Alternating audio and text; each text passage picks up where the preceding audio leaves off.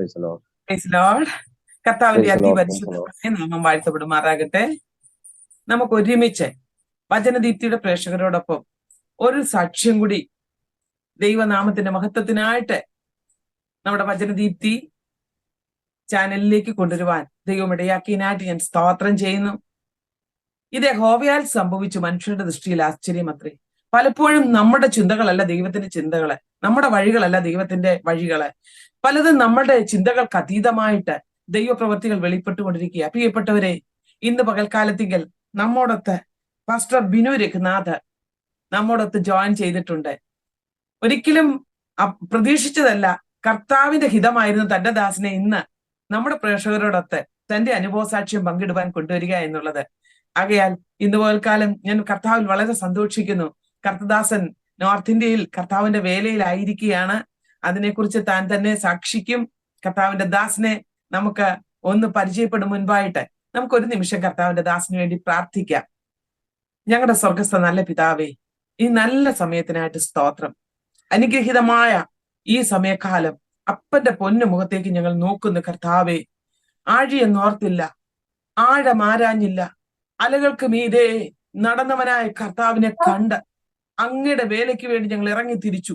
കർത്താവേ, ആ വേലയെങ്കിൽ ഇതുവരെയും കാത്തു സൂക്ഷിച്ച് പരിപാലിപ്പാൻ മതിയായ ദൈവമായി കൂടെ ഇരുന്നതിനായി സ്തോത്രം. അങ്ങയുടെ അഭിഷിക്തനെ ഈ പ്രഭാതത്തിൽ അവിടുത്തെ ബലമുള്ള കരങ്ങളിലേക്ക് സമ്പൂർണമായിട്ട് സമർപ്പിക്കട്ടെ. കർത്താവ് കാക്കണമേ, പരിപാലിക്കണമേ. കർത്താവേ, ഇന്ന് പകൽക്കാലത്തിങ്കൽ തന്റെ അനുഭവ സാക്ഷ്യങ്ങൾ ആമേൻ ഓരോന്നോരോന്നായി പങ്കിടുന്നത് കർത്താവെ, കേൾക്കുന്ന ഓരോ വ്യക്തി ജീവിതങ്ങൾക്കും ഓരോ മീഡിയകളിലായി ഈ സാക്ഷ്യം കേൾക്കുമ്പോൾ അവരുടെ ജീവിതത്തിന് അനുഗ്രഹമായി മാറുവാൻ ഇടയാക്കണം. തന്നെയും തന്റെ കുടുംബത്തെയും കർത്താവ് ധാരാളമായിട്ട് അനുഗ്രഹിക്കണം. യേശു ക്രിസ്തുവിൻ നാമത്തിൽ ഈ പ്രഭാതത്തിൽ ഞങ്ങൾ ഒരുമിച്ച് ചേർന്ന് അനുഗ്രഹിച്ച് പ്രാർത്ഥിക്കുന്നു. പ്രാർത്ഥന കേട്ടതിനായി സ്തോത്രം. യേശു ക്രിസ്തുവിന്റെ വിലയേറിയ നാമത്തിൽ തന്നെ amen, amen, amen. Praise the Lord. Pastor praise the Lord. എവിടെ നിന്നാണ് ജോയിൻ ചെയ്തിരിക്കുന്നതെന്ന് നമ്മുടെ പ്രേക്ഷകരുടെ അറിവിലേക്കായിട്ട് ഒന്ന് പറയാമോ? ഇപ്പോൾ ഞാന് ഇവിടെ സൗദി അറേബ്യയിലാണ്. സൗദി അറേബ്യയിലെ റിയാദ് എന്ന് പറയുന്ന പട്ടണത്തിലാണ് ഇപ്പോഴായിരിക്കുന്നത്. ഇപ്പോൾ കുറച്ച് ദിവസം പശ്ചാത്തലങ്ങള്, വീട്ടിൽ ആരൊക്കെയുണ്ട്, എങ്ങനെയുണ്ട്, അതിനെ പറ്റിയൊക്കെ ഒന്ന് ചെറുതായിട്ടൊന്ന് പറയാമോ? അതെ, തീർച്ചയായിട്ടും. എൻ്റെ ഫാമിലി ഇപ്പോൾ ഞങ്ങൾ വടക്കേ ഇന്ത്യയിലാണ്. ഉത്തർപ്രദേശിലെ ആസംഗഡ് എന്ന് പറയുന്ന സ്ഥലത്താണ് ഞങ്ങൾ ശുശ്രൂഷയുള്ള ബന്ധത്തിലായിരിക്കുന്നത്. എൻ്റെ ഭാര്യ ഫേബ, ഒപ്പം തന്നെ മക്കള് 2 പേരുണ്ട്. മകൻ ബസലേല്, മകള് അമേസ്. മോൻ ഇപ്പോൾ +2 കഴിഞ്ഞ് നിൽക്കുന്നു. മകള് ഇപ്പോൾ +1 പ്രവേശിച്ചു. അവളിപ്പോൾ +1 പഠിച്ചുകൊണ്ടിരിക്കുന്നു. അപ്പോൾ ഞങ്ങളിങ്ങനെ കുടുംബമായി വടക്കേ ഇന്ത്യയിൽ ശുശ്രൂഷയുള്ള ബന്ധത്തിലായിരിക്കുകയാണ്. കഴിഞ്ഞ 24 വടക്കേ ഇന്ത്യയിലായിട്ട് 24 വർഷമായിട്ട് ഞാൻ ശുശ്രൂഷയിലാണ്. 2000-ലാണ് കർത്താവിനെ രക്ഷകനായി സ്വീകരിക്കാനുള്ള ഭാഗ്യം എനിക്ക് ലഭിച്ചത്. അങ്ങനെ കർത്താവിനെ രക്ഷകനായി സ്വീകരിച്ച ആ നാൾ മുതൽ ഇതുവരെയും വടക്കേ ഇന്ത്യയുടെ പ്രദേശങ്ങളിലായിരുന്നു കൊണ്ട് കർത്താവിനെ സാക്ഷിപ്പാൻ ദൈവം എനിക്ക് അവസരം തന്നു. പ്രേക്ഷകരെ, നമുക്ക് ഇന്ന് വളരെ അനുഗ്രഹിക്കപ്പെട്ട ഒരു സാക്ഷ്യമാണ്. ജീവിതത്തിന്റെ വിവിധ മണ്ഡലങ്ങളിലൂടെ ഈ കർത്താവ് കരം പിടിച്ച് നടത്തി രക്ഷിക്കപ്പെട്ട നാൾ മുതൽ നോർത്ത് ഇന്ത്യയിൽ കർത്താവിന്റെ വേലയിലായിരിക്കുന്ന ഒരു അഭിഷിക്തനെയാണ് നമുക്ക് സാക്ഷ്യത്തിനായിട്ട് കിട്ടിയിരിക്കുന്നത്. അതുകൊണ്ട് പ്രാർത്ഥനാപൂർവം നമുക്കായിരിക്കാം. വചനദീപ്തിയുടെ പ്രേക്ഷകരെല്ലാവരും ഇന്ന് പകൽക്കാലത്തിങ്കിൽ കർത്താവിന്റെ ദാസന്റെ സാക്ഷ്യം കേൾക്കുവാൻ വളരെ ആകാംക്ഷയോടെ ആയിരിക്കുന്നു. കർത്താവിന്റെ ദാസന് തുടരാം. തന്റെ ബാല്യകാല അനുഭവങ്ങൾ, കർത്താവ് നടത്തിയ വിധങ്ങൾ, നല്ല നല്ല ഓർമ്മകൾ, കർത്താവിന്റെ വേലയിൽ കടന്നുപോയ പാതകൾ, വിടുവിച്ച വിധങ്ങൾ ഒക്കെയും സാക്ഷിക്കുവാൻ ഇന്ന് പകൽക്കാലം അവസരമുണ്ട്. കർത്താവിന്റെ ദാസന്റെ സാക്ഷ്യത്തിൽ തുടരാം. Price the Lord. ഞാൻ ആദ്യമേ തന്നെ ദൈവനാമത്തെ നന്ദിയോടെ സ്തുതിക്കുകയാണ്. പ്രിയ കർത്താവിൽ പ്രിയദാസി ബീന തോമസ് അവർകള് ഞങ്ങൾക്ക് ഒരുമിച്ച് കർത്താവിൽ ഉള്ള സ്നേഹം പങ്കുവയ്ക്കാനുള്ള ഭാഗ്യം ലഭിച്ചതും, ഒപ്പം തന്നെ വചനദീപ്തി എന്ന ഈ ചാനലിൽ കൂടെ നിങ്ങള് എല്ലാവരുടെയും മുൻപാകെ കടന്നു വന്ന് ദൈവം എനിക്കായി ചെയ്ത, എൻ്റെ ജീവിതത്തിൽ ചെയ്ത നന്മകളെയും ദൈവത്തിന്റെ കരുതലിന്റെ കരത്തെയും ഞാൻ അനുഭവിച്ച ദൈവസ്നേഹത്തെയും നിങ്ങളോടൊപ്പം ചേർന്ന് പങ്കുവയ്ക്കാൻ ലഭിച്ച ഭാഗ്യത്തിനായി ഞാൻ ദൈവത്തെ നന്ദിയോടെ സ്തുതിക്കുകയാണ്. ഈ ദൈവം എത്ര സ്തുതിച്ചാലും മതിയാവാത്ത വലിയ നന്മകൾ മാത്രം ചെയ്യുന്ന ഒരു നല്ല ദൈവമാണ്. ഈ ദൈവത്തെ ഞാൻ ഇന്ന് പകൽക്കാലം നന്ദിയോടെ സ്തുതിക്കുകയാണ്. കാരണം എൻ്റെ ജീവിതത്തിൽ എനിക്ക് യാതൊരു കാരണവശാലും പ്രതീക്ഷയ്ക്ക് വകയില്ലാതിരുന്ന സമയത്താണ് എല്ലാം അസ്തമിച്ചു, എല്ലാം എൻ്റെ ജീവിതത്തിൽ തകർന്നു അല്ലെങ്കിൽ ഇല്ലാതെയായി എന്ന് ഞാൻ കരുതിയ സമയത്താണ് എൻ്റെ ജീവിതത്തിലെ എല്ലാം ഇനിയും വലിയൊരു നന്മ ബാക്കിയുണ്ടെന്നും വലിയൊരു ജീവിതം എൻ്റെ മുൻപിലുണ്ട് എന്നും എൻ്റെ കർത്താവ് എന്നെ മനസ്സിലാക്കി. അതിനുശേഷം ആ കർത്താവിനെ പിൻപറ്റുവാൻ എനിക്ക് ഭാഗ്യം ലഭിച്ചു. കാരണം ഞാൻ മരണത്തിന്റെ വക്കിലെത്തി, ഇനി മരണമല്ലാതെ വേറെ മുൻപിലൊന്നുമില്ല എന്ന് വിശ്വസിച്ചിരുന്ന, ഡോക്ടർമാർ വിധി എഴുതിയ ആ സ്ഥലത്താണ് അപ്പോൾ മരണത്തിന്റെ വക്കിൽ ഇനി ജീവന് യാതൊരുവിധ പ്രതീക്ഷയുമില്ല എന്ന് ഞാൻ കരുതിയ, അല്ലെങ്കിൽ ഡോക്ടർമാർ വിധി എഴുതിയ ആ സ്ഥലത്ത് നിന്നാണ് പുതിയ ഒരു ജീവന്റെ തുടുപ്പ് എൻ്റെ ഉള്ളിൽ തന്ന് ദൈവം എന്നെ ജീവനോടെ ആക്കി വെച്ചിരിക്കുന്നത്. അതിനായി ഞാൻ ദൈവത്തെ നന്ദിയോടെ സ്തുതിക്കുകയാണ്. പ്രത്യേകിച്ച് എൻ്റെ ജീവിതം യഥാർത്ഥത്തില് ബാല്യകാല സംഭവങ്ങൾ മുതൽ പറയാൻ ആരംഭിച്ചാല് കർത്താവിനെ അറിയാത്ത, അല്ലെങ്കിൽ സത്യദൈവം ഏത് എന്ന് അറിയാത്ത ഒരു കുടുംബത്തിലായിരുന്നു എൻ്റെ ജനനവും വളർച്ചയും ഒക്കെ. എൻ്റെ പിതാവിന് സാമാന്യം നല്ല ഭേദമുള്ള ഒരു ജോലി ഉണ്ടായിരുന്നു. ആ ജോലിയുള്ള ബന്ധത്തില് അദ്ദേഹം ഇടമലയാറ് ഹിന്ദുസ്ഥാൻ കൺസ്ട്രക്ഷൻ കമ്പനിയിലെ നല്ല ഒരു ഓഫീസ് തസ്തികയിൽ ജോലി ചെയ്തുകൊണ്ട് കുടുംബത്തിന്റെ മറ്റു പ്രയാസങ്ങളൊന്നും ഇല്ലാതെ ജീവിച്ചു വന്നിരുന്ന സമയം, എന്നാൽ പെട്ടെന്ന് പിതാവ് രോഗിയാവുകയും ജോലി ചെയ്യാൻ കഴിയാത്ത ഒരവസ്ഥ വരികയും ഒക്കെ ഉണ്ടായി. അങ്ങനെ ഞങ്ങളുടെ ജീവിതം വളരെ വേഗത്തിൽ തന്നെ ദാരിദ്ര്യത്തിന്റെ പടുകുഴിയിലേക്ക് പോയി. ആ സമയത്ത് മക്കള് 6 പേര്, ഒപ്പം തന്നെ അച്ഛനും അമ്മയും. അങ്ങനെ കുടുംബത്തിന്റെ ഭാരമെല്ലാം അമ്മയുടെ ചുമലിൽ വരികയും ഞാൻ ഏകദേശം 8ാം ക്ലാസ്സിൽ പഠിക്കുന്ന സമയത്താണ് ഇങ്ങനെ അച്ഛന് ജോലി ചെയ്യാൻ കഴിയാത്ത ഒരവസ്ഥയിലേക്ക് വന്നത്. അങ്ങനെ ഞാൻ ചെറിയൊരു ഗ്രാമമാണ്, കൊല്ലം ജില്ലയിലെ പടിഞ്ഞാറേക്കല്ലട ശാസ്താംകോട്ടയ്ക്ക് അടുത്തുള്ള ചെറിയൊരു ഗ്രാമം. അവിടെ അങ്ങനെ വലിയ വ്യവസായങ്ങളോ അല്ലെങ്കിൽ മറ്റ് ജോലി സാധ്യതകളോ ഒന്നും ഇല്ലാത്ത ഒരു ഗ്രാമം. എന്നാൽ അവിടെ മണലുവാരും ഇഷ്ടിക ചൂളകളും ഒക്കെ ഉണ്ടായിരുന്ന ആ സ്ഥലത്ത് അങ്ങനെ അമ്മ പതുക്കെ ജോലിക്കായിട്ട് ഇറങ്ങി. കാരണം അച്ഛൻ്റെ ട്രീറ്റ്മെന്റിനും, ഒപ്പം തന്നെ എനിക്കൊരു അനുജൻ, അദ്ദേഹം ഹാർട്ട് പേഷ്യന്റ് ആയിരുന്നു. ഹൃദയ സംബന്ധമായ രോഗമുള്ളതിനാൽ അനിയന്റെ ചികിത്സയും അച്ഛന്റെ ചികിത്സയും പിന്നെ ഞങ്ങളുടെ മക്കള് ഈ 6 പേരുടെ ഉത്തരവാദിത്തങ്ങളെല്ലാം കൂടെ അമ്മയുടെ ചുമലിലായപ്പോൾ അമ്മ ഒറ്റയ്ക്ക് അത് ചെയ്യണ്ട എന്ന് പറഞ്ഞ് പതുക്കെ അമ്മയോടൊപ്പം തന്നെ ഞാനും പതുക്കെ ഇഷ്ടികക്കളത്തിലേക്ക് ജോലിക്കായി ഇറങ്ങി. ഞാൻ പറയട്ടെ, ഈ കർത്താവ് എന്നെ കണ്ടില്ല, വിളിച്ചില്ലായിരുന്നു എന്നുണ്ടെങ്കിൽ കൂടിപ്പോയാൽ ഒരു ഇഷ്ടിക തൊഴിലാളി അല്ലെങ്കിൽ ഒരു ഇഷ്ടിക ചൂളയുടെ ഒരു മേശരിയായിരിക്കാനോ ഒക്കെയുള്ള യോഗ്യത മാത്രമേ എൻ്റെ ജീവിതത്തിൽ ഉണ്ടായിരുന്നുള്ളൂ. എന്നാൽ എൻ്റെ ദൈവം എന്നെ കണ്ടതും അറിഞ്ഞതും മാത്രമാണ് എൻ്റെ ജീവിതത്തിലെ ഏറ്റവും വലിയ നന്മയും ഏറ്റവും വലിയ എൻ്റെ ജീവിതത്തിലെ ഉയർച്ചയ്ക്ക് ഒക്കെയും കാരണമായി തീർന്നത്. അങ്ങനെ ആ ഇഷ്ടിക ചൂളയിൽ ജോലി ചെയ്തുകൊണ്ടിരിക്കുന്ന സമയത്ത് പഠിക്കുവാനുള്ള ഭാഗ്യം ദൈവം എനിക്ക് തന്നു. ഏകദേശം പ്രീ ഡിഗ്രി വരെ പോകാൻ എനിക്ക് കഴിഞ്ഞു. അങ്ങനെ അതിനുശേഷം തുടർന്നുള്ള ജോലിക്കായിട്ടാണ് ഞാനിവിടെ ഡൽഹിയിൽ വരുന്നതും. ഡൽഹിയിലെത്തി അവിടെ ഒരു കമ്പനിയിൽ പകല് ജോലി ചെയ്തുകൊണ്ട് രാത്രിയിൽ സെക്യൂരിറ്റി ഗാർഡായിട്ടൊക്കെ ജോലി ചെയ്തുകൊണ്ട് ഒക്കെ ഏകദേശം കുറച്ച് നാളുകൾ ഞാൻ എൻ്റെ സമയം ചിലവഴിച്ചു. കാരണം വീടിനെ സഹായിക്കുക, വീടിന്റെ പ്രാരാബ്ധം മാറ്റുക എന്നുള്ള ഉത്തരവാദിത്വത്തോടു കൂടെ അങ്ങനെ പൈസയ്ക്ക് വേണ്ടി ജോലി ചെയ്യാൻ ആരംഭിച്ചു. അങ്ങനെ ആ ജോലിയുള്ള ബന്ധത്തില് മറ്റ് പല വഴികളിൽ കൂടെ ഞാൻ ജോലി അന്വേഷിച്ചു പോകാൻ തുടങ്ങി. പണം അത് എങ്ങനെയെങ്കിലും സമ്പാദിക്കണം. അങ്ങനെ ഒരു പ്രിയ സുഹൃത്തിനോടൊപ്പം ഒരല്പം വഴിവിട്ട ജോലിയായിരുന്നു, പക്ഷെ അധികം സമ്പാദിക്കാൻ കഴിയുന്ന വഴിയായതിനാൽ ആ വഴിയിൽ കൂടെ യാത്ര ആരംഭിച്ചു. ആരംഭ നാളുകളിൽ തന്നെ അത് ഒരു കുറ്റകൃത്യമായ ജോലി ആയതിനാൽ എന്നെ പതുക്കെ തിഹാർ ജയിലിലേക്കും തിഹാർ ജയിലിൽ നിന്ന് വടക്കേ ഇന്ത്യയിലുള്ള മറ്റു പല ജയിലുകളിലേക്കും ഒക്കെ പോകുവാനായിട്ട് അത് വഴിതെളിച്ചു. അങ്ങനെ വടക്കേ ഇന്ത്യയിലെ പല ജയിലുകളിലൊക്കെ ആയിട്ടായിരുന്നു ആ ഒരു യൗവന സമയം ചിലവഴിച്ചത്. അങ്ങനെ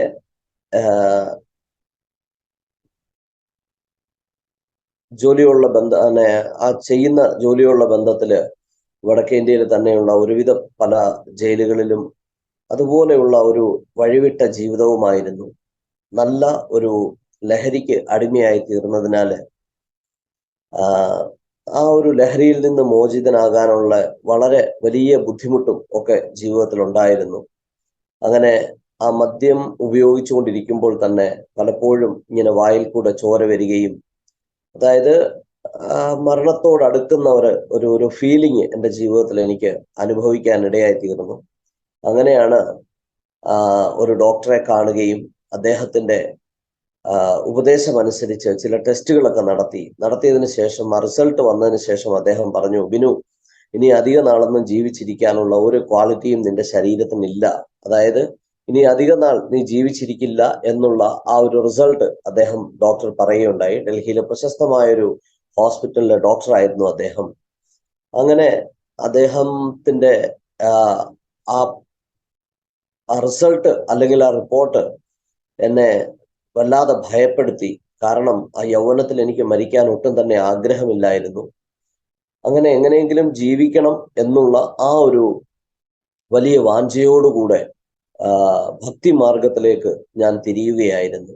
അതായത് അനേക നാളുകളില് പല പല അമ്പലങ്ങളിലും വിശിഷ്ടമായ വലിയ ഈ പുണ്യ കേന്ദ്രങ്ങൾ വടക്കേ ഇന്ത്യയിൽ പ്രത്യേകിച്ച്, അങ്ങനെ ഞാൻ ഡൽഹിയിൽ നിന്ന് ഹരിദ്വാർ, ഋഷികേശ് ഇങ്ങനെയൊക്കെയുള്ള പല സ്ഥലങ്ങളിൽ പോയി ഭജനം ഇരിക്കുകയും അങ്ങനെയുള്ള സ്ഥലങ്ങൾ സന്ദർശിക്കുകയും, കാരണം മരിക്കാൻ എനിക്ക് ആഗ്രഹമില്ലായിരുന്നു. അതുകൊണ്ട് അതുകൂടാതെ മറ്റു പല പള്ളികളിലും ഒക്കെ നേർച്ചയർപ്പിക്കുകയും പല രീതിയിലും എങ്ങനെയെങ്കിലും രക്ഷപ്പെടണം എന്നുള്ളൊരു ആഗ്രഹത്തോടു കൂടെ അധിക നാളുകൾ വടക്കേ ഇന്ത്യയിൽ ആ ഒരു വിശ്വാസം അനുസരിച്ച് വിശുദ്ധ നഗരങ്ങളിൽ പോയി സ്നാനപ്പെടുകയും അവിടുത്തെ നദികളിൽ പോയി മുങ്ങിക്കുളിച്ചാൽ പാപം പോകുമെന്നും ജീവൻ ലഭിക്കുമെന്നും ഒക്കെയുള്ള അനേക വിശ്വാസങ്ങൾ അനേകർ പറഞ്ഞതനുസരിച്ച് ഈ സ്ഥലങ്ങളെല്ലാം വിസിറ്റ് ചെയ്തു, എങ്ങനെയെങ്കിലും ജീവിക്കണം എന്നുള്ള പ്രതീക്ഷയുമായി. എന്നാൽ ഓരോ ദിവസം അടുക്കും തോറും ഞാൻ മരണത്തോട് അടുത്തിരിക്കുകയാണ് എന്നുള്ള സത്യാവസ്ഥ മനസ്സിലാക്കി. പിന്നെ എൻ്റെ സുഹൃത്തുക്കളോട് ഞാൻ ഈ വിഷയങ്ങൾ പങ്കുവെച്ചു. ഇങ്ങനെയുള്ളൊരു അവസ്ഥയാണ് ഇപ്പോൾ എനിക്കുള്ളത്. എൻ്റെ രോഗിയായ മാതാപിതാക്കളും വിവാഹപ്രായമെത്തിയ 3 സഹോദരിമാര്, ഒപ്പം തന്നെ ഹാർട്ട് പേഷ്യൻ്റായ ഇളയ സഹോദരൻ, തകർന്നു വീഴാറായ വീട്, ഇതൊക്കെയായിരുന്നു എൻ്റെ മുമ്പിൽ ഉണ്ടായിരുന്ന സാഹചര്യം. അങ്ങനെ സുഹൃത്തുക്കൾ പറഞ്ഞൊരു കാര്യം ചെയ്യ്, അടുത്ത പ്രൊജക്റ്റ് അത് എത്ര തന്നെ പ്രതികൂലമായാലും പ്രതിസന്ധി ആയാലും അത് നമുക്ക് തരണം ചെയ്യത്തക്ക രീതിയിൽ ഇതിന് വേണ്ടുന്ന അടുത്ത പ്രൊജക്റ്റിൽ ലഭിക്കുന്ന എല്ലാ സമ്പത്തും ബിനുവിന് തരാം. ബിനു അതുകൊണ്ട് നാട്ടിൽ പോയി വീട്ടുകാർക്ക് പൈസയൊക്കെ കൊടുത്ത് മടങ്ങി വന്ന് നീ ഇവിടെ കിടന്ന് മരിച്ചാലും ആരും അറിയില്ല, വീട്ടുകാരോട് ഞങ്ങൾ ആരും പറയില്ല. അങ്ങനെ ഒരു ഉദ്ദേശത്തോടു കൂടെയായിരുന്നു ലക്നൌവിലുള്ള പുതിയ ഒരു പ്രൊജക്റ്റുമായി ഞങ്ങൾ ലക്നൌവിൽ പോകുന്നതും പണം സമ്പാദിക്കുക എന്നുള്ള ലക്ഷ്യത്തോടു കൂടെ. എന്നാൽ അവിടെ വെച്ച് വീണ്ടും പോലീസ് കസ്റ്റഡിയിലാവുകയും ലക്നൗ പോലീസ് അറസ്റ്റ് ചെയ്യുകയും ലക്നൗ സെൻട്രൽ ജയിലിലേക്ക് അയക്കുകയൊക്കെ ചെയ്തു. അങ്ങനെ ലക്നൗ സെൻട്രൽ ജയിലിലായിരിക്കുന്ന സമയത്താണ് എൻ്റെ ഈ സംസാരിക്കുമ്പോൾ ചോര വന്നുകൊണ്ടിരുന്നത് പതുക്കെ അത് പഴുപ്പായി മാറുകയും മരണത്തിന്റെ വക്കിലെത്തുകയും ഒക്കെ ചെയ്തത്.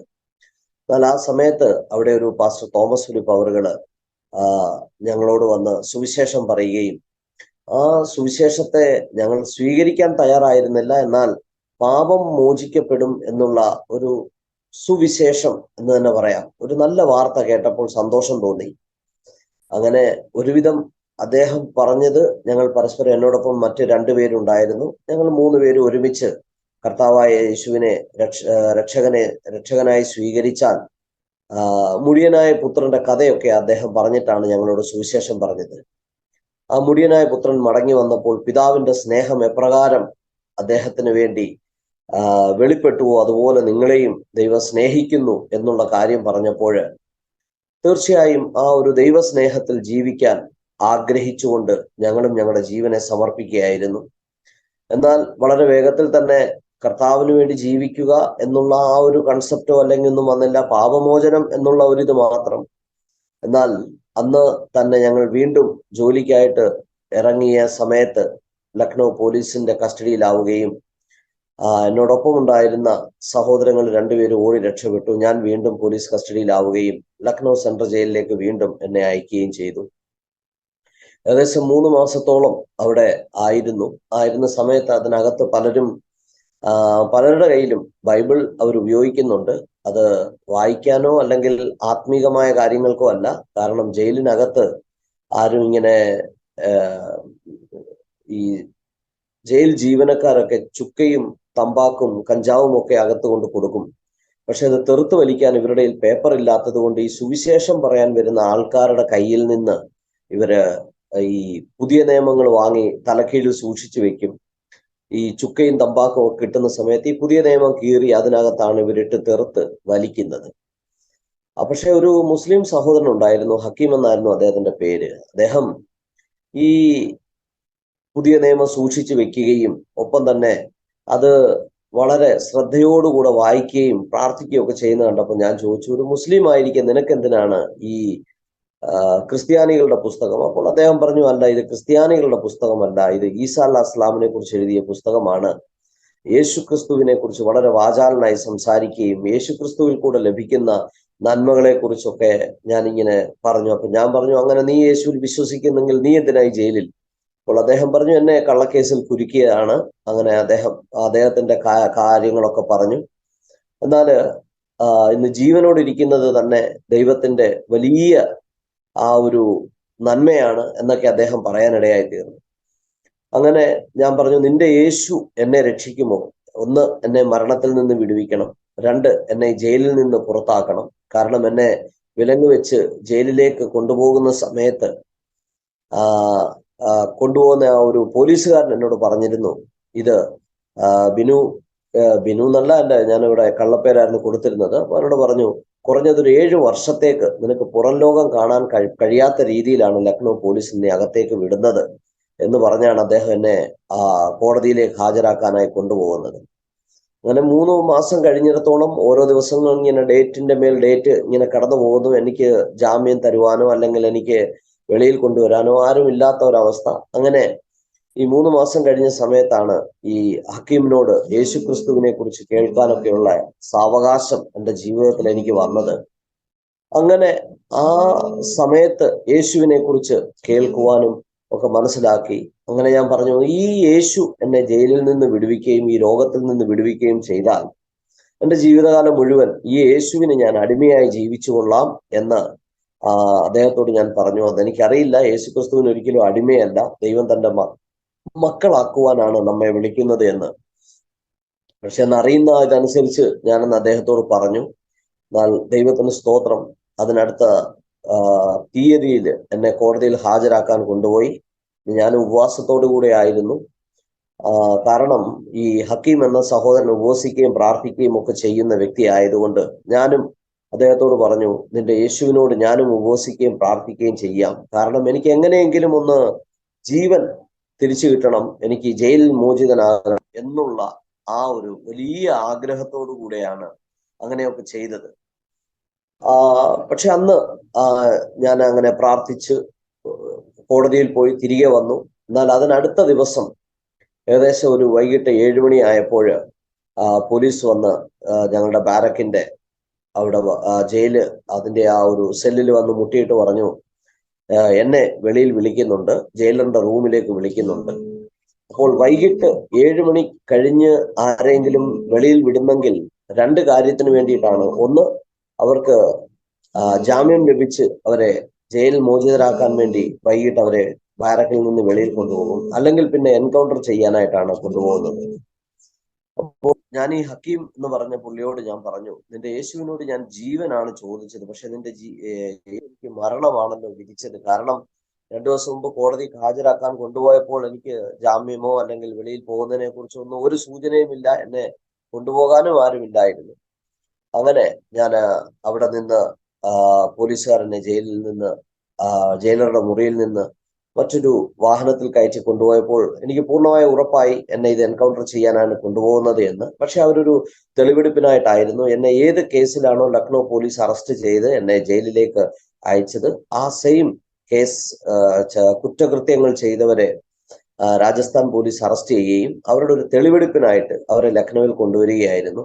എന്നാൽ ആ തെളിവെടുപ്പിനുമായി വന്ന അവരുടെ ഒരു വാക്കുകൾ ഞാനുമായിട്ട് ചേരാഞ്ഞത് കൊണ്ട് അവിടെ ലക്നൗ പോലീസിനും ഒപ്പം തന്നെ കോടതിക്കും, ബഹുമാന്യ കോടതിക്കും ഈ ഒരു കാര്യം ബോധ്യമായി. ഞാൻ അവരുടെ ഗ്യാങ്ങിൽപ്പെട്ട വ്യക്തിയല്ല എന്ന് ബോധ്യമായതിനാൽ അതിനടുത്ത ദിവസം തന്നെ എന്നെ കോടതിയിൽ നിന്ന് അവിടെയുള്ള ന്യായാധിപൻ, അവിടെയുള്ള ജഡ്ജി, അദ്ദേഹം ഓർഡർ ചെയ്തു എന്നെ ജയിൽ മോചിതനാക്കാനായിട്ട്. അങ്ങനെ ഞാൻ അവരുടെ ഗ്യാങ്ങിലല്ല എന്നുള്ള കാര്യം ബോധ്യമായതിനാൽ, തെളിവ് മൂലവും അതുപോലെ സാഹചര്യം മൂലവും ഞാൻ അവരുടെ ആ ഒരു കുറ്റകൃത്യം ചെയ്തിട്ടില്ല എന്നുള്ള കാര്യം മനസ്സിലായതിനു ശേഷം കോടതി എന്നെ വെറുതെ വിടുവാൻ തീരുമാനിക്കുകയും അതിനടുത്ത ദിവസം തന്നെ ഞാൻ ജയിൽ മോചിതനായി വെളിയിൽ വരികയും പാസ്റ്ററുടെ അരികിലേക്ക് തന്നെ കടന്നുപോയി. അവിടെ ചെന്ന് യേശുവിനെ രക്ഷകനായി സ്വീകരിച്ച് കർത്താവിന്റെ വേലയോടൊപ്പം തന്നെ ജീവിക്കുവാൻ ആഗ്രഹിക്കുകയും ചെയ്തു. അങ്ങനെ കുറെ നാൾ, എന്നാൽ വീട്ടിലെ ഭാരങ്ങളും പ്രയാസങ്ങളും ഒക്കെ ഓർത്തപ്പോൾ ശുശ്രൂഷ ചെയ്യുന്നത് വളരെ ബുദ്ധിമുട്ടുള്ള കാര്യമായി തോന്നി. അങ്ങനെ എങ്ങനെയെങ്കിലും ജോലി ചെയ്യണം എന്നുള്ള ഒരു ആഗ്രഹത്തോടു കൂടെ ഞാൻ ജോലി അന്വേഷിക്കാൻ തുടങ്ങി. പല സ്ഥലങ്ങളിലും ജോലി അന്വേഷിച്ചു. എങ്ങും ജോലി ലഭിക്കാഞ്ഞതുകൊണ്ട് കുറെ നാൾ പാസ്റ്ററോടൊപ്പം, അവിടെ ഒരു സഹോദരൻ ഉണ്ടായിരുന്നു, അദ്ദേഹത്തോടൊപ്പം അനേക നാളുകൾ അവിടെ ഞാൻ ജീവിച്ചു. ഏകദേശം 1 വർഷത്തോളം അവിടെ സഭയില് പാസ്റ്ററുടെയും വിശ്വാസികളുടെയും സഹോദരങ്ങളുടെയും ഒക്കെ സഹായം മൂലമാണ്. കാരണം തിരിച്ച് ഡൽഹിയിലേക്ക് പോയാൽ എനിക്കറിയാം ജീവിക്കാൻ കഴിയാത്ത ഒരു സാഹചര്യത്തിലേക്കായിരിക്കും, വീണ്ടും മരണത്തിലേക്ക് കൂപ്പുകുത്തും എനിക്കറിയാം. അതുകൊണ്ട് ആ ലക്നൗ പട്ടണം വിടാതെ അവിടെ തന്നെ സഭയോട് ഒത്ത് ചേർന്ന്, ദൈവമക്കളോട് ചേർന്ന് അവിടെ തന്നെ ആയിരുന്നു. അങ്ങനെ ഇരിക്കുമ്പോൾ പാസ്റ്റർ പലതവണ പല സ്ഥലങ്ങളിൽ ജോലിക്ക് അപേക്ഷ കൊടുക്കുകയും ജോലിക്ക് വേണ്ടി വളരെയേറെ 1 വർഷത്തോളം ശ്രമിച്ചിട്ടും എങ്ങും ഒരു ജോലി കിട്ടാത്തൊരവസ്ഥ. എന്നാൽ അതിനിടയ്ക്ക് ചെറിയ ചെറിയ ജോലികൾക്കൊക്കെ പോയി. എന്നാൽ സൺഡേ നമുക്ക് ആരാധനയ്ക്ക് സാവകാശം ലഭിക്കാത്തത് കൊണ്ട് ആ ജോലിയൊക്കെ ഉപേക്ഷിച്ചു. അങ്ങനെ ഇരിക്കുമ്പോഴാണ്, പ്രത്യേകിച്ച് ഞാൻ ഉപവാസത്തോടെ പ്രാർത്ഥനയോടുകൂടെ ആയിരിക്കുമ്പോൾ ഒരിക്കലും ഒരു ദൈവദാസിയിൽ കൂടെ ദൈവ സന്ദേശം ഞാൻ കേൾക്കുവാനിടയായി തീർന്നു. കർത്താവ് എന്നെ തന്റെ വേലയ്ക്കായി വിളിച്ചു, വേർതിരിച്ചു എന്ന്. എന്നാൽ എനിക്കത് വിശ്വസിക്കാൻ കഴിഞ്ഞില്ല. കാരണം എന്നെ പോലെ ഒരു വ്യക്തിയെ ദൈവം വേലയ്ക്കായി ഉപയോഗിക്കും എന്നൊന്നും എനിക്ക് വിശ്വാസമില്ലായിരുന്നു. കാരണം മനുഷ്യന് ഭ്രാന്ത് പിടിച്ചെന്ന് പറഞ്ഞു കഴിഞ്ഞാൽ വിശ്വസിക്കാൻ വളരെ ഈസിയാണ്. പക്ഷെ ദൈവത്തിന് അങ്ങനെ ഒരിക്കലും അങ്ങനെ ഭ്രാന്ത് പിടിക്കില്ലല്ലോ. അതുകൊണ്ട് എന്നെ പോലെ മദ്യത്തിനും മയക്കുമരുന്നിനും ഒക്കെ അടിമയായി ജീവിതം ഇനി ഒന്നും ബാക്കിയില്ലാതെ, അല്ലെങ്കിൽ ഒരു അല്പം മാത്രം ബാക്കി നിൽക്കുന്ന ഒരു അവസ്ഥയിൽ എന്നെ ദൈവം എങ്ങനെ വേലയ്ക്ക് ഉപയോഗിക്കും? കാരണം മരണം മാത്രമാണ് എൻ്റെ മുമ്പിലുള്ളത്. ചോര വന്നിരുന്നത് പതുക്കെ പഴുപ്പായി മാറി, ദുർഗന്ധമായി മാറി, മരണം വളരെ അടുത്തെത്തി എന്നുള്ള ആ ഒരു സാഹചര്യത്തിലായിരിക്കുമ്പോഴായിരുന്നു ഈ ദൈവസഭയിൽ ഞാൻ അംഗമായി ഒരുമിച്ച് അവിടെ മുന്നോട്ട് ശുശ്രൂഷ ചെയ്യാൻ ആരംഭിച്ചത്. എന്നാൽ അതിനോടൊപ്പം തന്നെ ഈ ഒരു സന്ദേശം കേട്ടപ്പോൾ വളരെയേറെ ഉള്ളിലൊരു സന്തോഷവും തോന്നി. അങ്ങനെയെങ്കിൽ ഈ ദൈവവേലയ്ക്കായി ഞാൻ എന്നെ തന്നെ ഏൽപ്പിക്കുന്നു എന്ന് പറഞ്ഞ് സമർപ്പിച്ചു, പ്രാർത്ഥിച്ചു. അങ്ങനെ പ്രാർത്ഥിച്ച് ജോലിക്കായിട്ട് ഞാനിങ്ങനെ ശ്രമിച്ചുകൊണ്ട് തന്നെ ഇരുന്നു. ഞാൻ വിചാരിച്ചു ജോലി ചെയ്തുകൊണ്ട് തന്നെ ശുശ്രൂഷ ചെയ്യാം, അതാണല്ലോ നല്ലത്, ആരുടെ മുമ്പിൽ കൈ നീട്ടണ്ട. കാരണം എൻ്റെ പാസ്റ്ററുടെ ജീവിതം കണ്ടിട്ട്, കാരണം അടുത്ത മാസത്തെ വാടകയ്ക്ക് വേണ്ടി ഈ മാസമേ ഇരുന്ന് ഉപവസിക്കുകയും പ്രാർത്ഥിക്കുകയും ചെയ്യുന്ന പാസ്റ്ററെ അമ്മാമ്മയും കുഞ്ഞുങ്ങളുടെ ഫീസിന് വേണ്ടി നിലവിളിക്കുന്ന അമ്മാമ്മയുടെ ജീവിതമൊക്കെ കണ്ടപ്പം ഞാൻ മനസ്സിൽ കരുതി, എൻ്റെ ജീവിതത്തിൽ ഒരിക്കലും ഞാനൊരു പാസ്റ്ററോ അല്ലെങ്കിൽ ഒരു ശുശ്രൂഷകനോ ആവില്ല, ജോലി ചെയ്തുകൊണ്ട് ദൈവസഭയെ സഹായിക്കുന്ന ഒരു വ്യക്തിയായി മാറണം എന്നായിരുന്നു എൻ്റെ ആഗ്രഹം. അങ്ങനെ ജോലി അന്വേഷിച്ചുകൊണ്ട് നടന്നു പല സ്ഥലങ്ങളിൽ, ലക്നൌവിൽ മാത്രമല്ല, ഒപ്പം തന്നെ ലക്നൌവിനടുത്ത മറ്റു പട്ടണങ്ങൾ, കാൺപൂര്, അതുപോലെ തന്നെ ഇലഹബാദ്, ബനാറസ് തുടങ്ങിയ സ്ഥലങ്ങളിലൊക്കെ പലയിടത്തും എന്തെങ്കിലും ഒരു ജോലി ചെയ്യണം. അങ്ങനെയാണ് ലക്നൌവിൽ തന്നെ ഒരു IT കോളേജ് എന്ന് പറയുന്ന ഒരു മിഷൻ കോളേജിൽ അവിടെ ഒരു അറ്റൻഡറുടെ വേക്കൻസി വരികയും അത് ഗവൺമെന്റ് തസ്തികയിൽ തന്നെ അവിടെ ജോലിയോടുള്ള ഇതിനായി അപേക്ഷ കൊടുക്കുകയും അപേക്ഷ അവിടെ സ്വീകരിച്ച് എനിക്ക് അവിടെ ജോലി തരപ്പെട്ട് ഞാൻ ജോലിക്കായിട്ടുള്ള എൻ്റെ കാർഡ്, അക്നോളജ്മെന്റ് കാർഡൊക്കെ വന്നു. അങ്ങനെ ജോലിക്ക് ജോയിൻ ചെയ്യാം എന്ന് പ്രതീക്ഷിച്ച് നിൽക്കുന്ന സമയത്തായിരുന്നു ഒരു പ്രവാചക സന്ദേശം കേൾക്കുകയും ദൈവ വേലയ്ക്കായിട്ട് ദൈവം വിളിച്ചിരിക്കുന്നു എന്നുള്ള ആ ഒരു ബോധ്യം എനിക്ക് മനസ്സിലാവുകയുണ്ടായി. അങ്ങനെ ഗവൺമെന്റ് ജോലി എന്നുള്ള ആ ഒരു കാര്യം തൽക്കാലം മാറ്റിവെച്ചിട്ട്, കാരണം ദൈവവേലയ്ക്കായി എന്നെ സമർപ്പിക്കാം എന്ന് പറഞ്ഞതിന് ശേഷമായിരുന്നു ഈ കോളേജിൽ നിന്നുള്ള എനിക്ക് മെമ്മോ വരുന്നതും അവിടെ ജോലിക്കായി പ്രവേശിക്കാൻ എനിക്ക് എനിക്ക് അതിനുള്ള ഓപ്പർച്യൂണിറ്റി ലഭിച്ചു എന്നൊക്കെ മനസ്സിലായത്. അപ്പോൾ എനിക്കൊരു കാര്യം മനസ്സിലായി, ദൈവവേല ചെയ്യാതിരിക്കാനുള്ള ഏതെങ്കിലും ഒരു പിശാചിന്റെ തന്ത്രമോ അതല്ലെന്നുണ്ടെങ്കിൽ ദൈവവേലയിൽ നിന്ന് മാറിപ്പോകാനുള്ള ഒരു സാധ്യതയായിട്ട് മാത്രം കണക്കിലാക്കിക്കൊണ്ട് ഞാൻ ആ ജോലിയിൽ നിന്ന് പതുക്കെ ജോലിയെ മാറ്റിവെച്ചിട്ട് അവിടെയുള്ള ബൈബിൾ കോളേജിൽ ചേർന്ന് പഠിക്കുകയും ആ ബൈബിൾ കോളേജിൽ 3 വർഷം പഠിച്ചതിന് ശേഷം എൻ്റെ വലിയൊരു ആഗ്രഹമായിരുന്നു ഇതുവരെ ആരും സുവിശേഷകന്മാർ എത്തിച്ചേരാത്ത ഒരു പട്ടണത്തിൽ പോയി അല്ലെങ്കിൽ ഒരു സ്ഥലത്ത് പോയി സുവിശേഷം അറിയിക്കണമെന്ന്. അങ്ങനെ ബൈബിൾ കോളേജ് വിദ്യാഭ്യാസമൊക്കെ കഴിഞ്ഞതിന് ശേഷം നാട്ടിൽ കടന്നു പോവുകയും മാരാമണ്ണുള്ള കർത്തൃദാസൻ പാസ്റ്റർ MK കരുണാകരൻ അവരുടെ മൂത്ത മകളെ വിവാഹം കഴിക്കുകയും ഫേബ വിവാഹം കഴിക്കുകയും ഞങ്ങൾ രണ്ടുപേരും വിവാഹശേഷം മടങ്ങി ഉത്തർപ്രദേശിൽ വന്ന് ആരും ഇതുവരെ എത്തിച്ചേരാത്ത അല്ലെങ്കിൽ ആർക്കും കടന്നുപോയി സുവിശേഷം അറിയിക്കാൻ കഴിയാത്ത ഒരു പട്ടണം സെലക്ട് ചെയ്തു. അങ്ങനെയാണ് ആസംഗഡ് എന്ന് പറയുന്ന പട്ടണത്തിൽ വരികയും, ആസംഗഡ് എന്ന് പറയുന്നത് ഇന്ത്യയുടെ പാകിസ്ഥാൻ എന്നായിരുന്നു അന്ന് വിശേഷിപ്പിച്ചിരുന്നത്. ഏറ്റവും കൂടുതൽ ക്രൈമും ക്രിമിനൽസും ഏറ്റവും കൂടുതൽ അനൈതികതകളും ഒക്കെ നടന്നിരുന്ന ഒരു പട്ടണമെന്ന് അനേകരും പറഞ്ഞു. മോനെ, ആ പട്ടണത്തിലേക്ക് ഈ ഭാഷയും അറിയാത്ത, ഈ കമ്മലും മാലയൊന്നും ഇല്ലാത്ത ഈ പെങ്കൊച്ചിനെയും കൊണ്ട്, സിന്ദൂരം ഇടാത്ത ഈ കൊച്ചിനെയും കൊണ്ടൊന്നും പോകരുത്. പോയാൽ അത് വളരെ വലിയ ദോഷമായി തീരും. ജീവനോടെ തിരിച്ചു വരുമെന്ന് പോലും ഉറപ്പില്ലാത്തൊരു പട്ടണമാണ്. എന്നാൽ ആ പട്ടണത്തിലേക്ക് കടന്നുപോയി അവിടെ ശുശ്രൂഷ ആരംഭിക്കുവാൻ സ്വർഗത്തിലെ ദൈവം സഹായിച്ചു. ഈ കഴിഞ്ഞ 20 വർഷത്തോളമായി അവിടെ ഞാൻ ശുശ്രൂഷ ചെയ്തു വരുന്നു. അതിനു മുൻപ് ലക്നൌവിലായിരുന്നു ശുശ്രൂഷയോടൊപ്പം പഠനവും കാര്യങ്ങളും ഒക്കെ. എന്നാൽ 2004 അവിടെ കടന്നുപോയി ശുശ്രൂഷ ചെയ്യാൻ ആരംഭിച്ചു. ഈ കഴിഞ്ഞ 20 വർഷം ആ പട്ടണത്തിലായിരിക്കാൻ സ്വർഗത്തിലെ ദൈവം സഹായിച്ചു. ഇപ്പോൾ അവിടെ അസംബ്ലീസ് ഓഫ് ഗോഡിന്റെ പ്രസ്ബിറ്റർ എന്നുള്ള ചുമതല വഹിച്ചുകൊണ്ട് അവിടെ ശുശ്രൂഷ ചെയ്തു വരുന്നു. ഏകദേശം കഴിഞ്ഞ നാളുകളിൽ 7000-ലധികം ജനങ്ങളെ സ്നാനപ്പെടുത്തിക്കൊണ്ട് ഏകദേശം 160-ലധികം ശുശ്രൂഷകന്മാരെ വാർത്തെടുത്ത് അവിടെ കർത്താവിന്റെ വേലയിലായിരിക്കാൻ സ്വർഗത്തിലെ ദൈവം എന്നെ സഹായിച്ചു. ഇപ്പോൾ അവിടെ ശുശ്രൂഷയുള്ള ബന്ധത്തിലായിരിക്കുന്നു. കഴിഞ്ഞ നാളുകളിൽ നിങ്ങളെല്ലാവരും എനിക്ക് വേണ്ടി പ്രാർത്ഥിച്ചിരുന്നു, എനിക്കറിയാം. കാരണം ഉത്തർപ്രദേശില് ഈ പീഡനം ആരംഭിച്ച സമയത്ത് ആസംഗഡിലുള്ള ഒരു പ്രസ്ബിറ്റർ അടക്കം 17 പേരെ പോലീസ് അറസ്റ്റ് ചെയ്തു. അതിൽ 12 പേരെ ജയിലിൽ അയക്കുകയൊക്കെ ചെയ്തിരുന്നു. അങ്ങനെ ആ ജയിലിൽ പോയ വ്യക്തിയായിരുന്നു ഞാന്. ഞങ്ങൾക്ക് വേണ്ടി ദൈവം ഒരുക്കിയ വലിയൊരു ഓപ്പർച്യൂണിറ്റി എന്ന് വേണമെങ്കിൽ പറയാം. ഞങ്ങളെ ജയിലിലേക്ക് അയച്ചപ്പോൾ ലോകക്കാരും ലോകത്തിന്റെ നിയമവും ഞങ്ങളെ ശിക്ഷിക്കാനായിട്ടായിരുന്നു ജയിലിലേക്ക് അയച്ചത്. എന്നാൽ ദൈവം ഞങ്ങളെ അയച്ചത് രക്ഷയുടെ സന്ദേശവും ഞങ്ങളുടെ കരങ്ങളിൽ തന്നിട്ടായിരുന്നു. ഈ ജയിലിൽ ഏകദേശം ഞങ്ങളെ അയക്കുന്ന സമയത്ത് അവിടെ ഉണ്ടായിരുന്ന ഒരു IPS ഓഫീസർ പറഞ്ഞ ഇങ്ങനെയാണ്: നിന്നെ 1 വർഷത്തേക്ക് പുറം ലോകം കാണാൻ കഴിയാതെ വണ്ണം നിന്നെ ഞങ്ങൾ പൂട്ടിക്കഴിഞ്ഞു. ഇനി നിനക്ക് വെളിയിൽ വരാൻ കഴിയുകയില്ല. അതിനുള്ള കാരണം എന്ന് പറയുന്നത് അവിടെയുള്ള വേശ്യകളുടെയും ഒപ്പം തന്നെ ഭിക്ഷക്കാരുടെയും ഒക്കെ മക്കളെ ഞാൻ ഏകദേശം ഒരു 140ഓളം കുഞ്ഞുങ്ങളെ അവരെ എടുത്ത് പഠിപ്പിക്കുകയും അവർക്ക് വേണ്ടുന്ന ട്യൂഷനും പഠിക്കാൻ വേണ്ടുന്ന സാവകാശങ്ങളും എല്ലാം ഒരുക്കി ആ കുഞ്ഞുങ്ങളെ സഹായിക്കുന്നത് അവിടെയുള്ള പൊളിറ്റിക്കൽ ലീഡേഴ്സിന് അത് വലിയൊരു തടസ്സമായി മാറി. കാരണം അവരുടെ ആവശ്യങ്ങൾക്ക് വേണ്ടിയായിരുന്നു ഈ കുഞ്ഞുങ്ങളെ ഉപയോഗിച്ചിരുന്നത്. അവരാരും വേശ്യകളായി പിറക്കുന്നില്ല. എന്നാൽ ആ കുഞ്ഞുങ്ങൾ വളർന്നു വന്നു കഴിയുമ്പോൾ നല്ല സൗന്ദര്യമുള്ള, ആരോഗ്യമുള്ള ഈ കൊച്ചു കുഞ്ഞുങ്ങളുടെ അവരുടെ ബാല്യത്തിൽ തന്നെ അവരുടെ ശരീരം ഉപയോഗിക്കുന്ന കഴുകന്മാരായിട്ടുള്ള ജനങ്ങൾക്ക് അതൊരു വലിയ തടസ്സമായി മാറി. അത് മാത്രമല്ല, അവിടെ ക്രൈം ചെയ്യാനായിട്ട് ഏറ്റവും കൂടുതൽ ഇവിടെയുള്ള ആൺകുഞ്ഞുങ്ങളെയാണ് ഉപയോഗിച്ചിരുന്നത്. 12 വയസ്സ് 14 വയസ്സൊക്കെ ആയിക്കഴിഞ്ഞാൽ ആ കുഞ്ഞുങ്ങളെ പിന്നെ ലഭിക്കുകയില്ല. കാരണം അവര് മദ്യത്തിനും മയക്കുമരുന്നിനും ഒക്കെ അടിമയായിട്ട് ഈ കുറ്റകൃത്യങ്ങളിൽ ഏർപ്പെട്ട് അങ്ങനെ പോകുന്ന കുഞ്ഞുങ്ങളാണ്. അപ്പോൾ 10 വയസ്സ് കഴിഞ്ഞാൽ ഈ കുഞ്ഞുങ്ങളെ നമുക്ക് ഒരിക്കലും ലഭിക്കുകയില്ല. അതുകൊണ്ടാണ് 3 വയസ്സ് 4 വയസ്സുള്ള കുഞ്ഞുങ്ങളെ ഞങ്ങൾ ഒരുമിച്ച് അവിടെ കൂട്ടിക്കൊണ്ടുവരികയും അവരെ പഠിപ്പിക്കുകയും അവർക്ക് പഠിക്കാൻ വേണ്ടുന്ന സാവകാശങ്ങൾ ഒരുക്കി കൊടുക്കുകയും അവരുടെ മാതാപിതാക്കൾക്ക് കൗൺസിലിംഗ് കൊടുക്കുകയും ഒക്കെ ചെയ്തു. കാരണം ഈ കുഞ്ഞുങ്ങളിൽ പലരും ഹാഫ് ഓർഫണാണ്. അപ്പനുള്ളവർക്ക് അമ്മയില്ല, അമ്മയുള്ളവർക്ക് അപ്പനില്ല. കാരണം ഈ ബാല്യം മുതൽ തന്നെ അവര് ലഹരിയും മയക്കുമരുന്നും ഒക്കെ ഉപയോഗിക്കുന്നത് കാരണം ഏകദേശം ഒരു 30-35 വയസ്സൊക്കെ ആകുമ്പോഴത്തേക്ക് അവരുടെ മാതാപിതാക്കളൊക്കെ മരിക്കുകയാണ് സാധാരണ പതിവ്.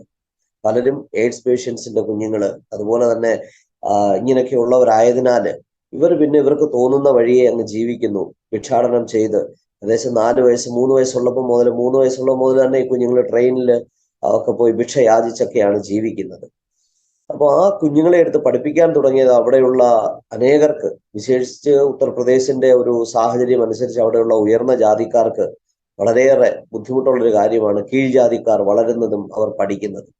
അപ്പോൾ അതിനുവേണ്ടി ഞാൻ വഴിയൊരുക്കിയപ്പോൾ അവിടെ ഉള്ളവർക്കെല്ലാം അതൊരു വലിയൊരു ബുദ്ധിമുട്ടായി മാറി. അവിടെയുള്ള കുഞ്ഞുങ്ങള് പഠിക്കാൻ തുടങ്ങി. അവർ ഹൈസ്കൂൾ വരെ എത്തത്തക്ക രീതിയിൽ അവരെ പഠിപ്പിക്കാൻ തുടങ്ങിയപ്പോൾ അവിടെ ഉള്ളവർ എങ്ങനെയെങ്കിലും എന്നെ അവിടുന്ന് ഈ മതം മാറ്റം എന്നുള്ള ആ ഒരു ദുഷിച്ച ഉദ്ദേശം അനുസരിച്ച് എന്നെ അവര് പോലീസിനെ വിട്ട് അറസ്റ്റ് ചെയ്യിപ്പിക്കുകയും അങ്ങനെയാണ് ഞങ്ങളെ ജയിലിലേക്ക് അയച്ചത്.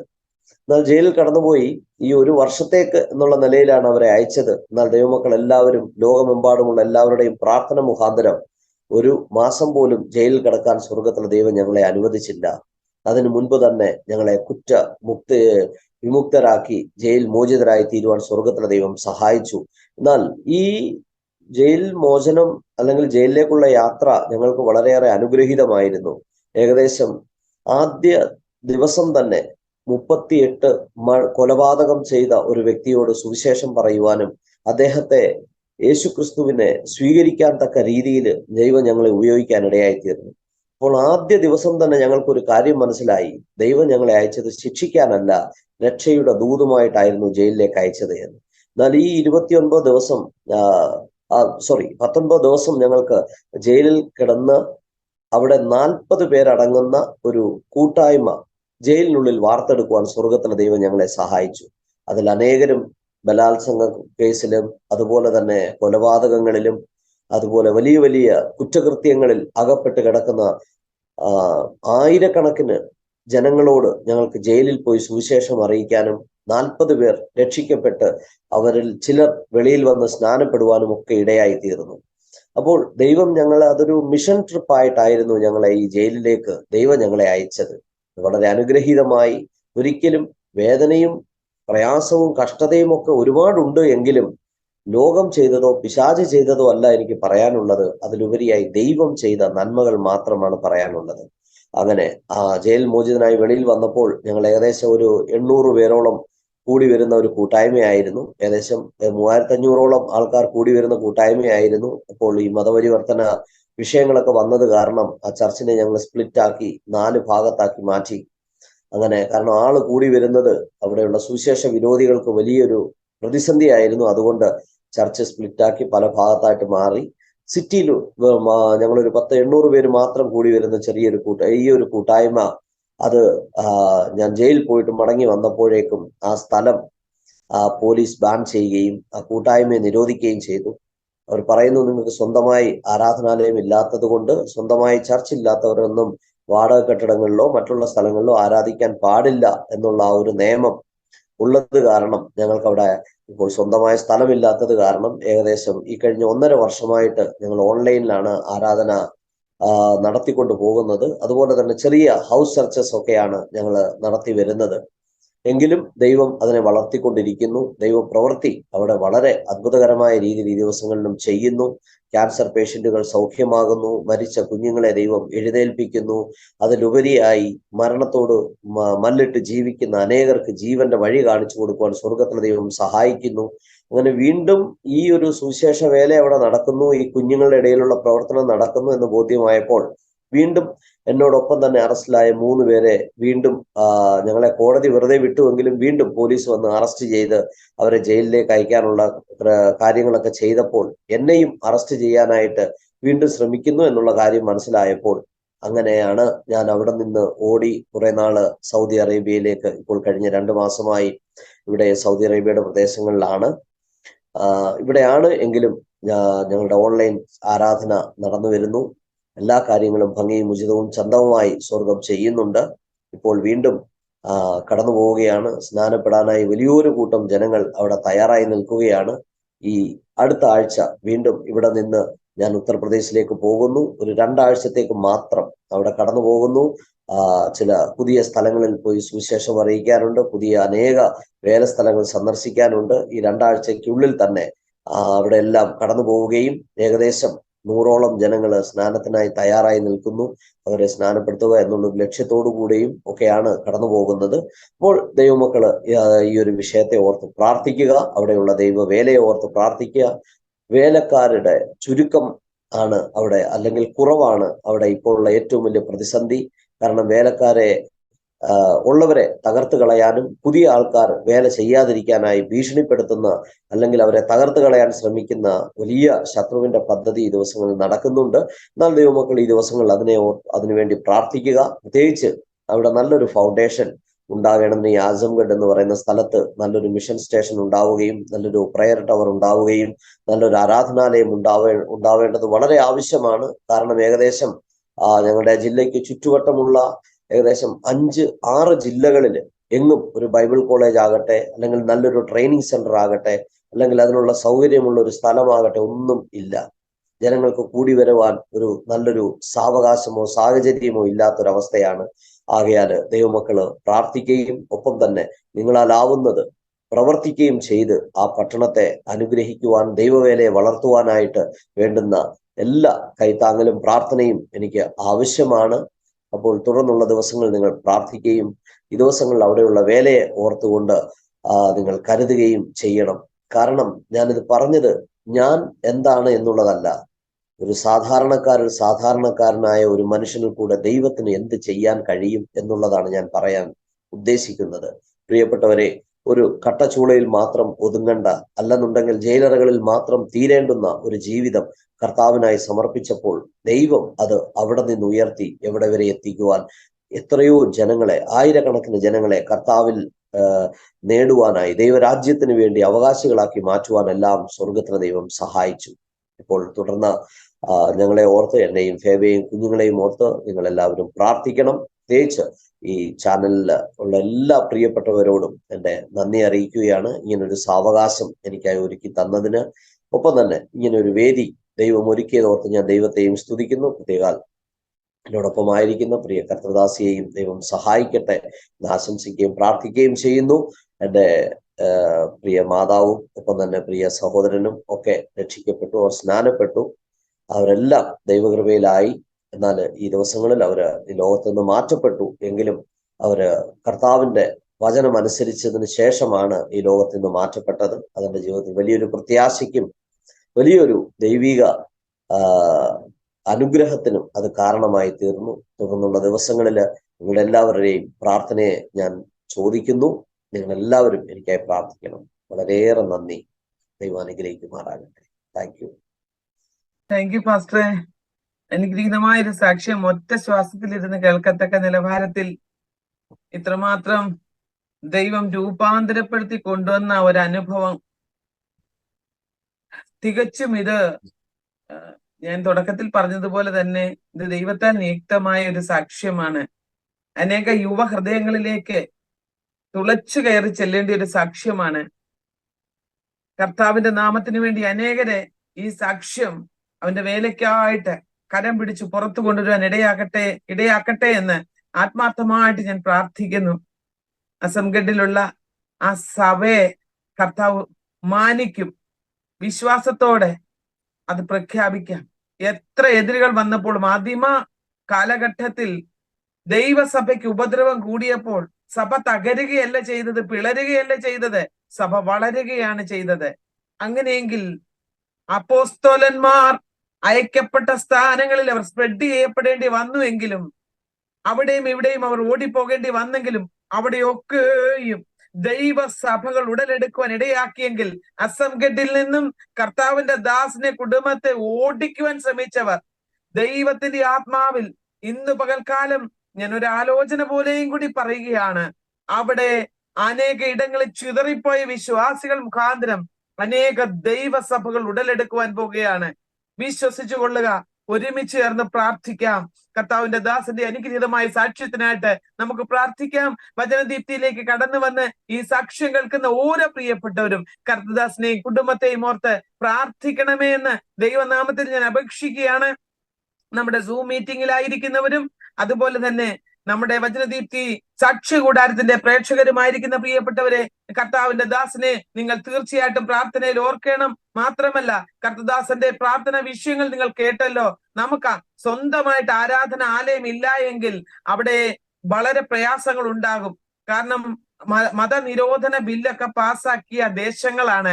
അവിടെ ഒക്കെ സ്വന്തമായിട്ട് നമുക്ക് പാർപ്പിടവും വേണം, സ്വന്തമായിട്ട് അവിടെ ആരാധന ആലയങ്ങളും വേണം. എന്നാലേ ഇതൊന്നുമില്ലാതെ അനേക കർത്താവിന്റെ ദാസന്മാർ കഷ്ടം അനുഭവിക്കുന്നുണ്ട്. എന്നെ കേൾക്കുന്ന പ്രിയപ്പെട്ടവരോട് ഞാൻ പറയട്ടെ, നിങ്ങളാൽ കഴിയുന്ന നിലകളിൽ ഇങ്ങനെയുള്ളവരെ ഓർത്ത് പ്രാർത്ഥിക്കുകയും കർത്താവിന്റെ വേലയ്ക്ക് കൈത്താങ്ങലായി തീരുകയും ചെയ്യണമെന്ന് ദൈവനാമത്തിൽ ഞാൻ അപേക്ഷിക്കുകയാണ്.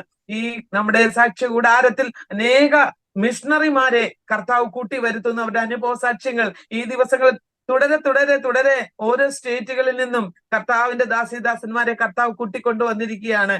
എനിക്കൊരു കാര്യം പറയുവാനുണ്ട്. ഇതിന്റെയൊക്കെ പിൻപിൽ കർത്താവിന് വലിയ ഉദ്ദേശ്യമുണ്ട്. ഇത് സാക്ഷ്യം കേൾക്കുന്ന ചിലരെ കർത്താവ് തിരഞ്ഞെടുക്കുവാനായിട്ട് ആഗ്രഹിക്കുന്നുണ്ട്. കർത്താവിന്റെ വേലയ്ക്ക് വേണ്ടി കണ്ടിട്ടാണ് കർത്താവ് ഈ സാക്ഷ്യങ്ങളെ നിങ്ങൾക്ക് ഉറപ്പിക്കേണ്ടതിനാണ് ഈ സാക്ഷ്യങ്ങളുമായിട്ട് കർത്താവ് ഈ ചാനലിലേക്ക് നമ്മൾ അറിയപ്പെടാത്ത വ്യക്തി ജീവിതങ്ങളെ നമ്മുടെ ഗസ്റ്റായിട്ട് കടന്നു വന്ന് സാക്ഷിക്കുവാൻ ദൈവം ഇടയാക്കുന്നത്. അതിനായിട്ട് ഞാൻ സ്തോത്രം ചെയ്യുകയാണ്. കർത്താവിന്റെ ദാസനെ കുടുംബത്തെ ഓർത്ത് സ്തോത്രം ചെയ്യുന്നു.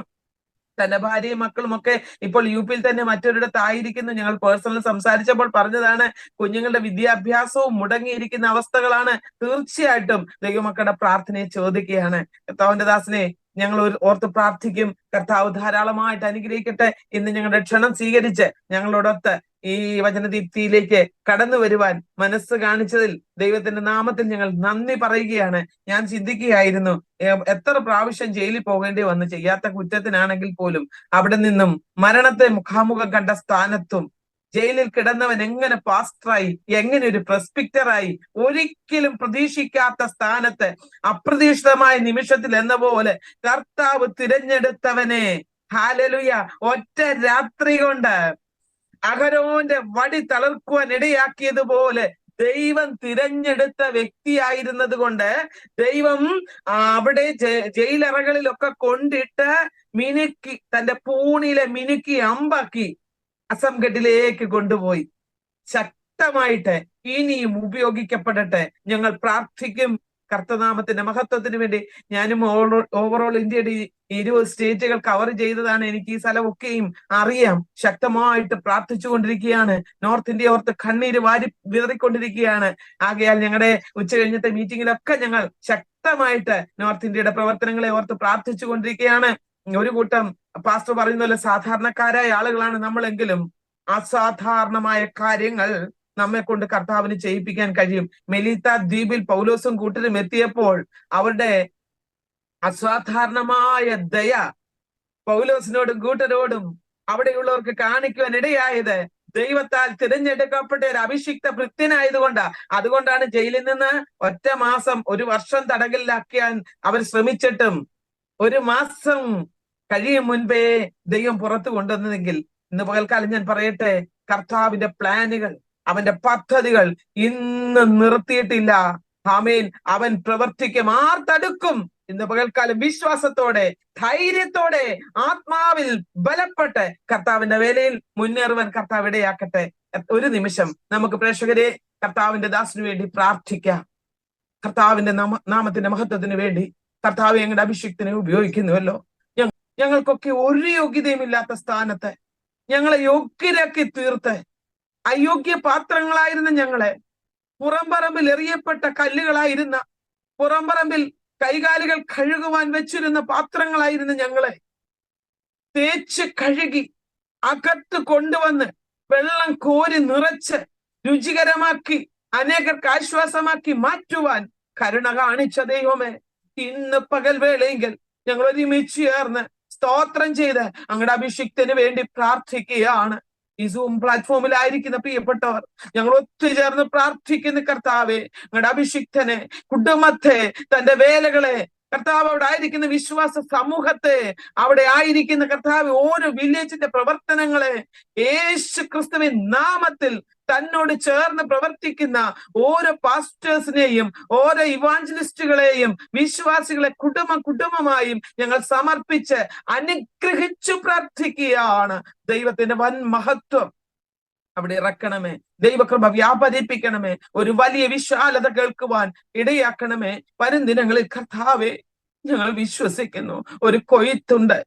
ആമേൻ. വേലക്കാരി അയക്കണം. കൊയ്ത്ത് വളരെയുണ്ടപ്പാ. വേലക്കാരി അയക്കണം. ഈ ദിവസങ്ങളിൽ അധികമായി പ്രയോജനപ്പെടുവാൻ തങ്ങളാലാവോളം ഈ സാക്ഷ്യം കേൾക്കുന്നവരിൽ കർത്താവെ തീരുമാനമെടുക്കുവാൻ കഴിയാതെ ഭാരപ്പെട്ടുകൊണ്ടിരിക്കുന്നവർക്ക് കർത്താവെ ഈ സാക്ഷ്യം ആമേൻ ഒരു തീരുമാനത്തിലേക്ക് എത്തിക്കപ്പെടുവാൻ കാരണമാക്കിയാട്ടെ. അതിനായിട്ട് അപ്പച്ചന്റെ കരങ്ങളിലേക്ക് സമ്പൂർണമായി താഴ്ത്തി ഏൽപ്പിക്കുന്നു. അത്ഭുതങ്ങൾ പ്രവർത്തിക്കും. തന്റെ ദാസനെയും കുടുംബത്തെയും അനുഗ്രഹിച്ചു പ്രാർത്ഥിക്കുന്നു. പ്രാർത്ഥന കേട്ടതിനായിട്ട് സ്തോത്രം. യേശു ക്രിസ്തുവിൻ വിലയേറിയ നാമത്തിൽ ചോദിക്കുന്ന പ്രാർത്ഥന ദൈവമൂലം കേൾക്കണം. സ്വർഗസ്ഥ നല്ല പിതാവേ.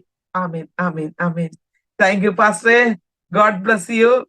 ഞങ്ങളോടൊത്ത് ഇത്രയും സമയം തിരക്കുണ്ടെങ്കിലും ചിലവഴിപ്പാൻ ഞങ്ങളോട് കാണിച്ച സ്നേഹത്തിന് ദൈവനാമത്തിൽ ഒരിക്കൽ കൂടി വചനദീപ്തിയുടെ സാക്ഷ്യകൂടാരത്തിന്റെ നാമത്തിൽ ഞാൻ എല്ലാ പ്രേക്ഷകർക്കും വേണ്ടി നന്ദി അറിയിക്കുന്നു. കർത്താവ് ധാരാളമായിട്ട് അനുഗ്രഹിക്കുമാറാകട്ടെ. Maranatha. God bless you all. Amen, amen, amen, amen. Thank U.